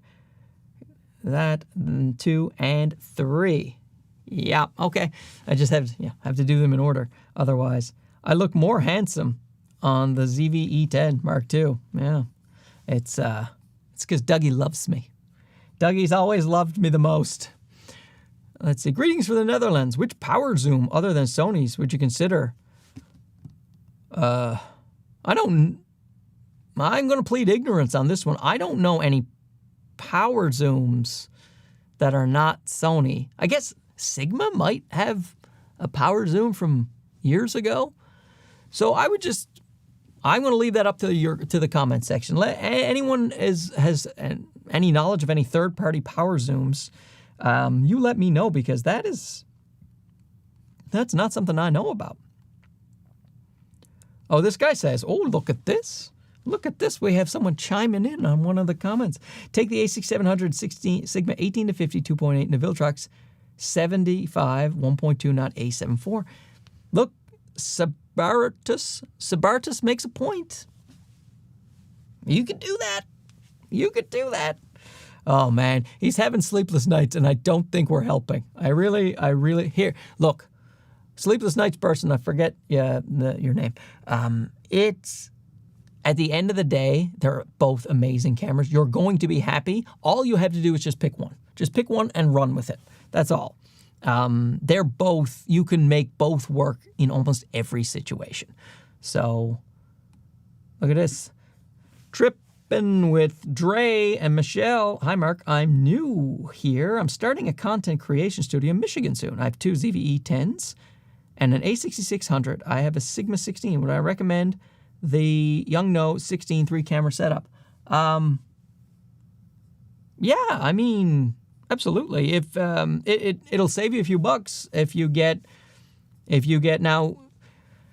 Look at your prices, because having 3 Sigma 16s is not bad either. But but like I'll show you right here, this is the Yongnuo 16mm. But remember, it's 1.8, not 1.4. So if you're setting your Sigma 16mm at 1.4 and you want to do that across the 3 cameras, you're gonna need the Sigma 16 1.4 or the Sony 15 1.4. But that's even more expensive. But as long as you don't mind 1.8. Then you can save yourself a few bucks, I tell you what. And just white balance, because the white balance is a bit different from lens to lens. So just manually white balance. And I guess you could put the 2 Yongnuos on the ZV-E10s, and then the A6600, which has slightly different color science than the ZV-E10. That could have the Sigma. Still, white balance them all. And yeah, man, that'd be great. So either get 3 Sigmas, or, you want to save some bucks, get two of the Yongnuos. Just bear in mind the 1.8. Do I still think the Sigma Trio is still good? Upgrading lenses, maybe to a G Master, coming from an A6700. The Sigma Trio is still as good as it gets. They're absolutely amazing. Which camera am I looking at? Oh, I forgot to switch all my angles back. Streamer X, ZV-E10 Mark II, and so yeah, the original 2 and 6700. What was I saying? Oh, I'll just read the question again. Yeah, the Sigma Trio is amazing. Absolutely love it. How's the mic? I'm sure it's fine. It's now a Quattro, because they have the Sigma 23mm f1.4. So those Sigma lenses, fantastic. Viltrox, their Pro lenses are for APS-C are just as good as GM's for the most part. And now when you're talking about GM lenses, there's no reason to get a GM lens for an APS-C camera. But if you're talking about full frame, if you are buying full frame cameras and you get GM lenses, you're going to be very happy. I don't know any human being that buys a full-frame Sony camera and buys a G Master lens that is unhappy. It is always a good idea as long as you don't care about the price that you paid for it. Overheat warning. Whoa, that was exciting. Overheat warning came on the A6700. So here we go. Now I got to put on my little thing. Can I do this? Can I reach over? Oh, the overheat warning light went off. Why would you do that? Overheat light. Okay, if it comes on again, A6700, you're getting a fan. I threatened him, and he was like, I'm sorry, mister. But I gotta say, 1 hour, 28 minutes, and don't forget, I was setting these cameras up. Oh, there's the overheat warning light. I was setting these cameras up for quite some time and testing it out because I wanted to make sure the mic was right. I wanted to make sure my angle was right. So there you go. But here's what I'm going to say to you. At about the 1 hour and 30-minute mark, I am starting to get an overheat warning light on the A6700. It's time for a fan, buddy. I'm going to turn you on. There you go. Put it on speed 1 even. Can I do it from behind? I'm probably going to drop all my cameras and ruin my stream. Oh, God. Oh, God. Oh, there we go. Yes? Did I do it? I think it's in there. Did I ruin the stream? No? Okay, good. Overheat warning light off. Man, oh man, love those fans from Ulanzi. But there you go. See, like in my review of the ZV-E10 Mark II, I said you can stream longer with this camera than the A6700, and people got mad at me for some reason. I'm like, I'm just telling you the numbers that I got. And it's because Gerald did his overheating tests out in the blistering sun during a heat wave, and they were still good numbers. But I think people confused the idea that it overheated in, 100-degree weather or 35 degrees Celsius. It overheated in the sun in those temperatures after about 25 or 30 minutes. Like, yeah, but he said in the studio that his ZV-E10 Mark II didn't overheat. But people missed that part. They just saw the overheating. Mark Bennett, you suck. And but I reported my findings, and I pointed out that it definitely lasts longer than the A6700 if you're streaming. So I'm always recommending this for the A6700. In fact, to be safe, I'd put this on the ZV-E10 if I was just streaming with one camera, but I have some fail-safes here. So I know if one goes down, I'll be fine. But I would, if I was doing just one camera and I was doing the ZV-E10 Mark II with the USB-C, I would use this. But there you go. Look at that. So Alex is saying, would I recommend the ZV-E10 Mark I for wedding video? So here's what I'm going to say is that if anyone's paying you for their video, then it's nice to have a backup recording, have 2 card slots, because if something happens to one of the cards, it breaks, it gets corrupt, it shatters on you, which has happened to me. I've dropped SD cards and it's shattered, but I had a backup SD card because I was using an A7 IV, and I had 2 cards running. So if someone's paying you, then, it's nice to have redundant recording. But SD cards don't fail too often. So, you can take your chances, and it can be an excellent wedding videography camera because it won't overheat, generally speaking, unless it's a blistering sun just beating down on the camera for a long period of time. But if you're going to move with the camera, you're definitely going to want a gimbal. Otherwise, you're going to see a lot of rolling shutter, and the stabilization is not good. So, and you won't want to try to run through Catalyst Browse for an entire wedding. So put it on a tripod. Or if you're going to handhold, you got to have a gimbal. Use the DJI RS3 Mini or the Zhiyun Crane M3. Get a small, lightweight gimbal, and you are good to go. But absolutely, it can more than do the job. The only question is whether or not you need that backup recording. If someone's going to be paying you to do weddings, always good to have the 2. That's why, If I went to do someone's wedding right now, God forbid, because I do not like attending weddings, but I'm so glad I'm old enough now that I'm past the stage where friends get married. And if they do get married, they're getting married like a second or third time. So nobody's going to that wedding. And I'm glad to not have to go to I will take an FX30 because it's got the 2 card slots, it's got the fan in there, it's got good stabilization, it's got everything that I need in terms of a pro shoot. So if someone's going to pay me money, I'm going to take that camera. So that's what I would say. But, if you're doing this type of stuff where it's not paid and you're then I think 1 card slot, you could definitely take a chance with that. It's rare that something bad will happen, but if it does, and someone's paying you, look out. Let's see, did I answer this already? I've got the FX30 and I want the A6700 as a B-cam photo cam. You will have to choose what you will miss depending on your work. Yeah, okay, that's just a comment about, that's right. One of them is missing something that the other one has. And what type of LED lighting setup will give you good quality for talking type videos? I want something small, and softboxes are so big and not practical. You know what? The Viltrox CF100. Look at that. Look at the sorry Viltrox, I haven't done that video yet, but the CF100, they're over here. Wait, now which one's the CF100? This one is the Cinepeer. Yeah, I think this one's the C100. I've gotten the numbers confused now. and they don't have it written on the thing. But yeah, so this one is like the C100, but I'm talking about the bigger one. The CF100 has like a bigger light source, and the softbox will look a bit nicer. But anyway, it's the wand light from Zhiyun, their Cinepeer line, the CF100, the one that's more powerful than this C100. And that way it's a really small footprint. It's basically about the size of this right here. And even this will work, actually, because you can stretch that little softbox on over it. But that's what I would do. I would look at the Cinepeer line from Zhiyun, and get the CF100. Get the one that's more expensive from the Cinepeer line. I think, you know what? I am on a computer. Why don't I just look the damn thing up? Zhiyun Tech. Yep. Zhiyun.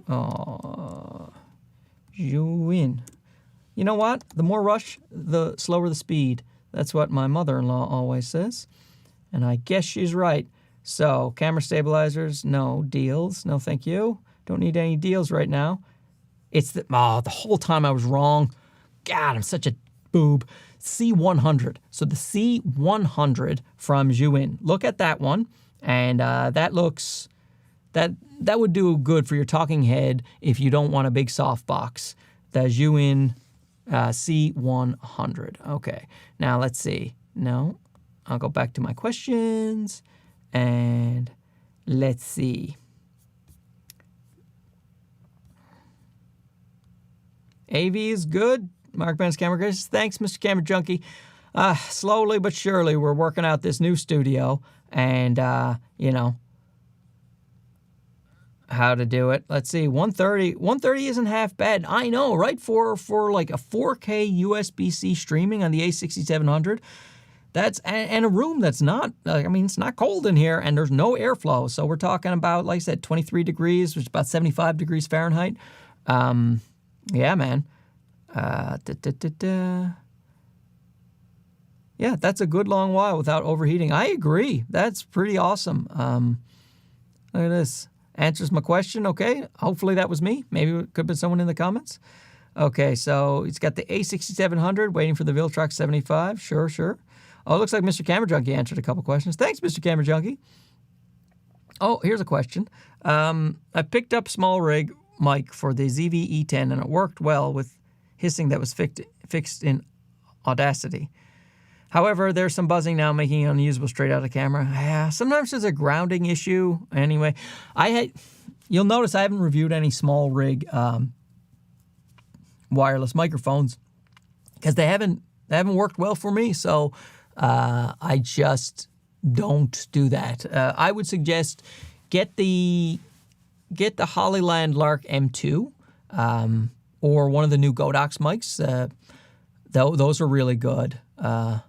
And they're not that expensive, you know. Hollyland Lark M2, I think, is like $140, and the Godox one is even cheaper. I did a review on my channel recently. Let's just look at my most recent wireless mic videos, and those are good. But yeah, the small rig ones, I had one in.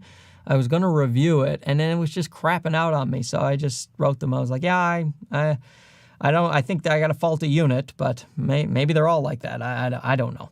But normally small rig stuff normally is very, very dependable. It's just they don't seem like they were selling a Forvella that was a Sony hot shoe mic, and then they stopped selling it. And I don't know. Maybe they have issues with their wireless mics.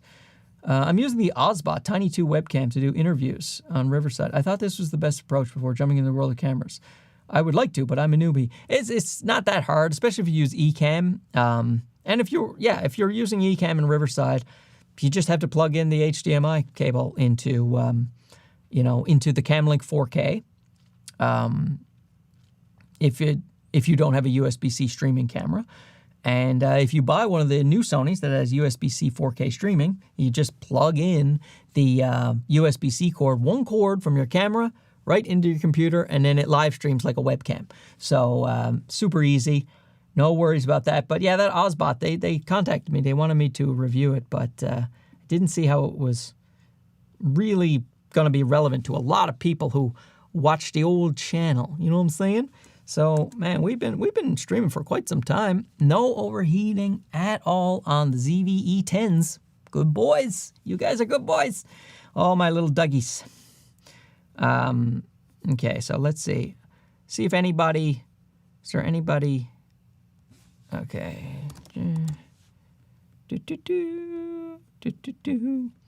Sorry if I haven't gotten to... I'm just, trying to talk. 3 cameras. If I haven't gotten any of your comments, hello from India. Just post them down below when I post the live stream, and I will be sure to respond to them. Thanks to everybody who joined the membership. That's what that thing on the screen is. Become a channel member for perks. So once again, I'll bring it up. If you become a channel member, I'm just starting this new, so I will give you any of the LUTs I make. I'm making LUTs this week and the next week for the iPhone and for the ZV cameras, and I'm going to do my best in DaVinci to make good LUTs for different purposes. And if you're a member, any member at any tier, I'll just give you the LUTs. And if you're if you go to the second tier, which I think is like $5 Canadian, probably $2 American, is I will do private live streams for those members. Now, I'm still going to do these free live streams, but it'll be an extra live stream. I'm trying that. I don't know what'll happen. If I only have like 3 or 4 members, maybe I'll talk to those members and say maybe we could do something else. But, okay. Oh, man, I got to say, Mr. Too Humble, I got to say, I watch a lot of YouTubers, and you are by far the funniest, correct, and good-looking YouTuber, also correct, that I watch. Every time you drop a new video, I'm watching it immediately. Keep up the amazing work. You know what, Mr. Too Humble? I am also too humble to take these compliments. Who am I kidding? I'm not humble at all. Oh, man, appreciate that. Even though you're probably kidding, I will take those as genuine comments. There's no one better looking than me. Cristiano Ronaldo started a YouTube channel because he's trying to usurp me as the best looking YouTuber. And I hate to tell you, Cristiano, or however you pronounce your name, you won't win this battle, my friend, because you do not have a ZV-E10 Mark II or 1. Let's see. Okay, I did type Q for question. I did write that up there. I guess I should type in Q every now and again.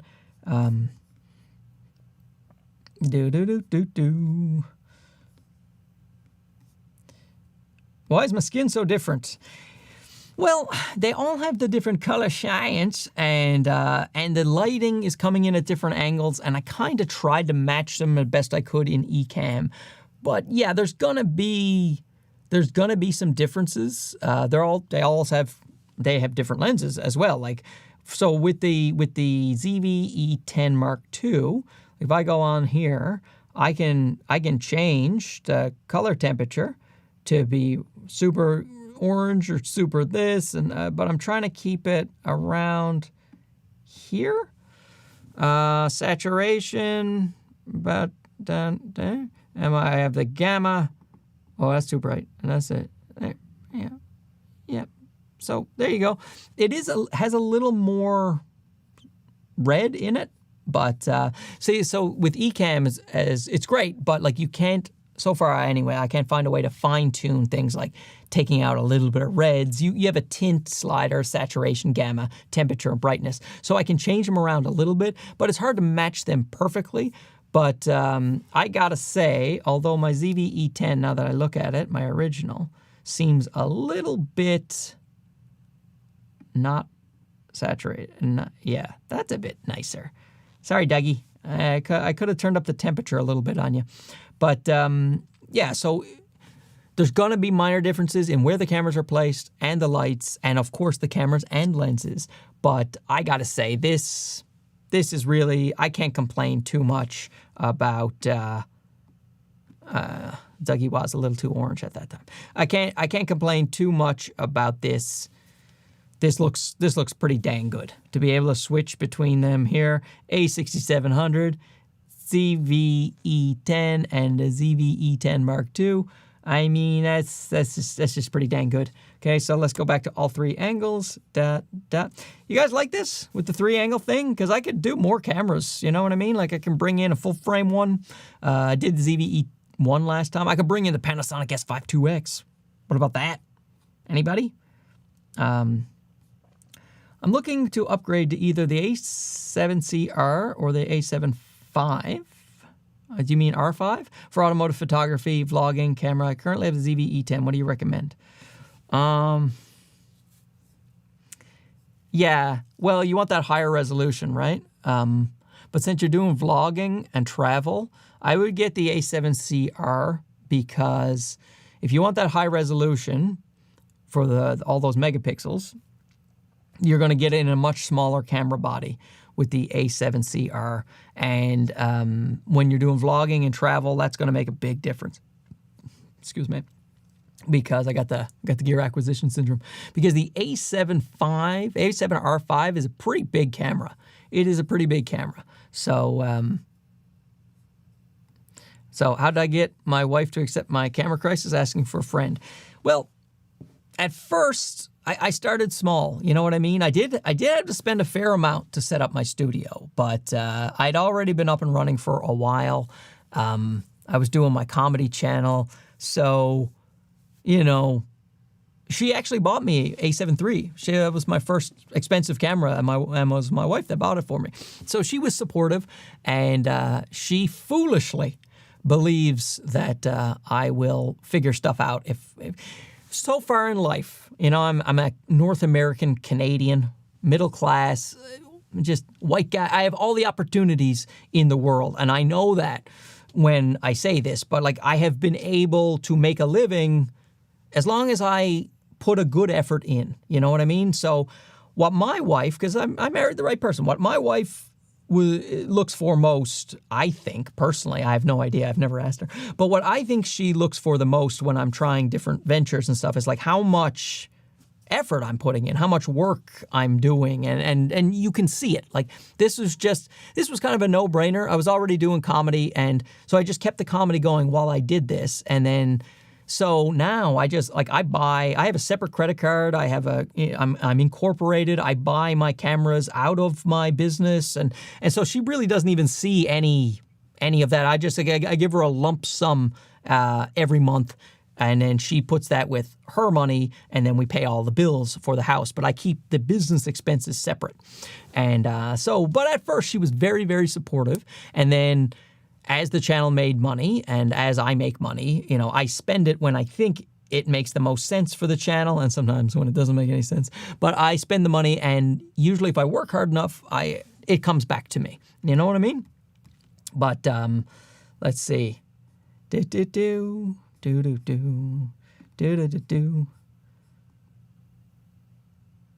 What do I think about the deluxe Varipole support system? I think that can work for you depending on where you are. My ceilings are really low, and I already have so much stuff around. Varipoles wouldn't work for me in this environment. And not only are my ceilings low, you know, this old garage is not that sturdy. I wouldn't want to be hanging anything off ceilings or putting a lot of pressure on my ceilings. So, you know, Epic Paranormal TV, this live stream is awesome. Yes! It's about time someone said it, right? Because this is awesome. But Mr. Too Humble, yeah. I mean, a lot of people love the Varipoles, but you really got to figure out your setup, you know? And then you want the arms extended so you can move your cameras around. You want to figure out your setup. And if you're going to like permanently sit yourself up, then it can really take a lot of stuff off the floor. So it can be great. And I know a lot of YouTubers do that. So for a second lens, that would be mainly for use for video work. Should I get a nifty 50 or save my money for a good zoom lens? Well, so a 50 millimeter, especially if you're talking about an APS-C camera, that'd be like 75 millimeter field of view. You're gonna put that at the way back of your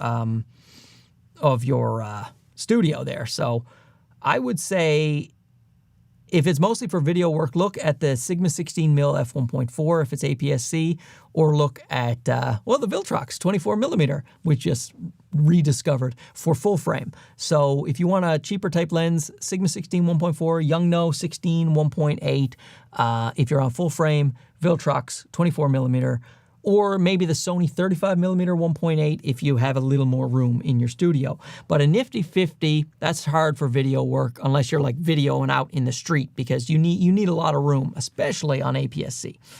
Okay, let's see. We're gonna have to get going, guys, because I mean this is the longest stream I've ever done, and my voice is starting to go. It feels like my old stand-up days when I was finished a show, then I would, my voice would be gone because I yelled for so long. Now, how is the Nikon Z30 compared with the ZV-E10 Mark II? The Mark II is quite a bit better for video. Like, it has the 10-bit color. It's got better stabilization. Like, its electronic stabilization is better than the Nikon's, in my opinion. The Z30 has had overheating issues as well in 4K. I know they've updated it, and so it's not as bad as it was. It doesn't have 4K 30 USB-C streaming. You don't get that, like I said, you don't get that 10-bit color. You don't get 4K 60. So the ZV-E10 Mark II is quite a bit better, I think. The Z30 competes pretty good with the ZV-E10, the original. Doesn't have gyro data, and lens selection is not quite as good, but it's a good photo camera though. The Nikon Z30 is a better photo camera than the ZV-E10 Mark II because it has a mechanical shutter. And someone just gave me a thumbs down. What, you don't like that? You don't like what I said? I don't know what I said there. I own the Nikon Z30. I like it. If you're upset. Okay, what did you say? Epic Paranormal, because you said my stream was awesome. Which of these three setups looks best to you? For my cell phone, the ZV-E10 II and the Sony 15 look sharpest. Yeah, I mean, if I were to pick one, my favorite is the ZV-E10 Mark II and the Sony 15. But remember, this Sony 15 is more expensive by quite a bit. I think it's double the price almost of the Sigma 16, and definitely way more than double the price of the Yongnuo. So this is a more expensive lens. So that is part of it. There's no doubt about it. And but it's got the latest and greatest Sony color science. So to me, yeah, if you were to say which camera, this is the camera that I would stream with out of these three, and also it does better for overheating, as you saw with the ZV was the A6700. Now, AJ Tucker, I have answered this, and it was from you. Wait, oh, no, sorry, AJ. You are saying, do I still recommend the 11 for vlogging, or do you think the 15 would be better? Yeah, no, I don't recommend the APS-C for ZV-E1. It's just, I was using it for a while, but I found that it was doing weird things with the wobblies. It's not, even when you use, the dynamic stabilization, it's cropping in, and it still doesn't... It doesn't go as well as a full frame. So if you're going to vlog with the ZV-E1, I think that you should do the 16-25 f2.8. That would be my pick. I know it's not a cheap lens, but that'd be my pick. And although the Filtrox 16mm f1.8. A bit of a big, heavier lens, but that's another one that we discussed that I can do. The Crane M3 can handle the A7C Mark II. It can, depending on the lens. You have to get the right lens combo. Like if you had an A7C II and a G Master, 24mm G Master, or that would probably work just fine. But check their website. They have a combination of lenses but to be safe, get the RS3 Mini, and that can just handle pretty much everything. It's a bit bigger and heavier than the Zhiyun, but there you go. Now, listen, guys, I have to go soon because we've been on for way too long. So let's figure out, is there any other questions? Oh, whoops. I had the queue on the whole time. So many. Okay, and we are live. Oh, I went right back to the beginning. So let's see. DJI Mic 2 or the Wireless Pro from Rode. I find the Wireless Pro from Rode sounds a little bit better, but I like to use the DJI Mic 2 better. I find it more intuitive and more user-friendly. 2 weeks in a row with the thumbs down. What gives? I know there's one person who jumps on my stream just to hate me. Guys, why? Why would they do that? Okay, for the same price, do I suggest the ZV-E10 or the A6700? Well, for the same price. I mean, I use the ZV-E. Yeah, I would get the ZV-E10 for video. If you're talking video, yeah, ZV-E10. Okay, so let's see. Click the big join button. Click the big join button under the video. Yeah. Oh, yeah. I guess I should have written that. I'm telling everybody about my members chat. Oh, Mr. Too Humble, how to become a member. He's right. There's a join button. I also wrote it in my description, but there's a join. The button should say member, shouldn't it? Be something like that. Because join, well, I personally didn't know what that meant for a long time. What do you mean join? Join what? Oh, what's that? Oh, I got. Is that my?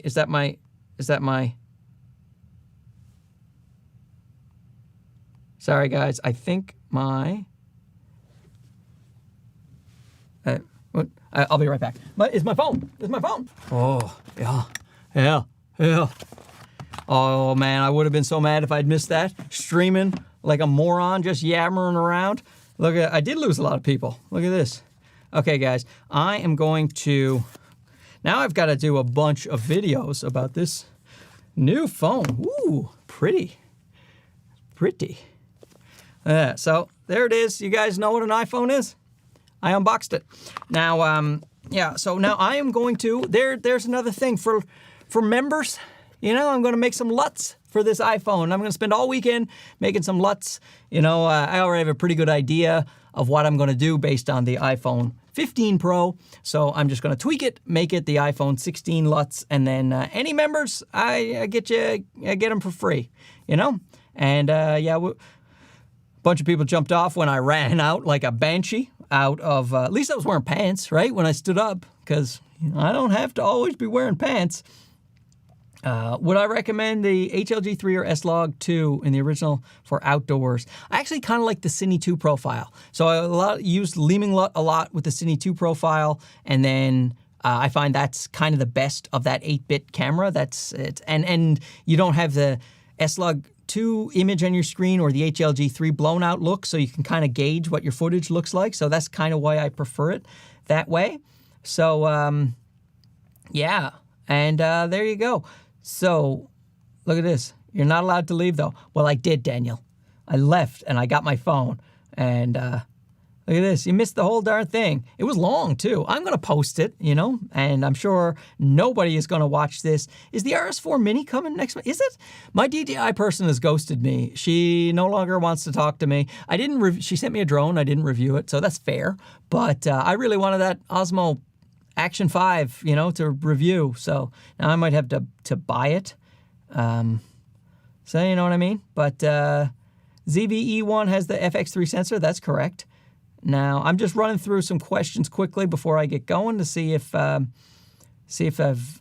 missed anything.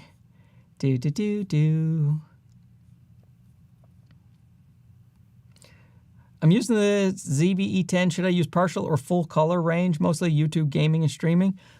Full color is usually a good way to go. 1 frame per second versus 11 frames by the. Oh yeah, okay. So that's probably about the FX30. Yeah, FX30 can only take 1 frame, and the A6700 can take 11. If you're talking about FX30. If you're talking about the ZV-E10s, they can also take 11 frames per second. But ZV-E10 Mark II is just in electronic shutter. In the ZV-E10 original, it's in both electronic. And look at this. You're the best looking YouTuber from Toronto, granted. But your buddy Casey's pretty funny too. I would pay to see you guys do a stand-up show together. Yeah, it's Casey. I was watching his video right before I did this, the one on the DJI one. The guy still, like, after all this time, he still cracks me up. I still love watching the videos. I love the videos that starts and it's just a low music rumble. And he's staring disappointedly at the camera. Every time I laugh. Every time. Okay, and let's see. Do you stream at regular times or is it random? Enjoy the streams, you're getting better every time. I tell you, it's pretty random these days. I've been mostly sticking to Fridays right now, but sometimes I'll do it on the weekend. I'll try to come up with a better schedule, but tentatively speaking, Fridays at 10:30 is probably, it depends. I'm going to look at my numbers a little bit. Yes, Will, it was a live unboxing of the iPhone 16 Pro. And now, really, I should go do some work on that iPhone 16 Pro, because as much fun as these streams are, it doesn't help me do my tests and my videos. You know what I mean? So guys, thanks so much. Is there anyone still here? There's still 100 people here. I lost about 30 when I ran out of the room, but that is understandable. Thanks so much for watching right now. People are dropping off as I haven't said goodbye yet. Wait. And so thanks. If you want to become a channel member, go down below. You will get extra live streams and free LUTs when I do the iPhone and the ZV-E10s. So once again, ZV-E10, let's just do it up here. ZV-E10 Mark II. And we got, you know what? I'm going to get rid of these tags. Oh, this is just a terrible way to end it. It is just awful. I'm clicking things off, and off, and off. Okay, there we go. So this ZV-E10 original, little Dougie. Now we have the ZV-E10 Mark II right over here, and we have the A6700. So that is them full screen. Here are all the boys again. So thanks so much for watching, and we will talk to you again soon. I am going to go get a throat lozenge. Okay, bye-bye. Now I'm going to awkwardly stare at the camera as I press end.